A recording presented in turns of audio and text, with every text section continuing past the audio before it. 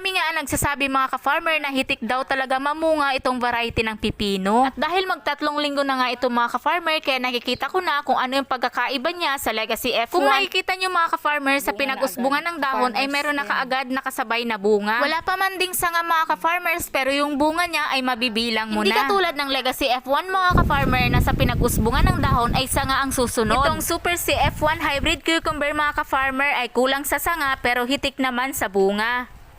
Marami nga ang nagsasabi mga ka-farmer na hitik daw talaga mamunga itong variety ng pipino. At dahil magtatlong linggo na nga ito mga ka-farmer, kaya nakikita ko na kung ano yung pagkakaiba niya sa Legacy F1. Kung makikita nyo mga ka-farmer, sa pinag-usbungan ng dahon ay meron na kaagad nakasabay na bunga. Wala pa man ding sanga mga ka-farmers, pero yung bunga niya ay mabibilang mo na. Hindi katulad ng Legacy F1 mga ka-farmer na sa pinag-usbungan ng dahon ay sanga ang susunod. Itong Super C F1 Hybrid Cucumber mga ka-farmer ay kulang sa sanga pero hitik naman sa bunga.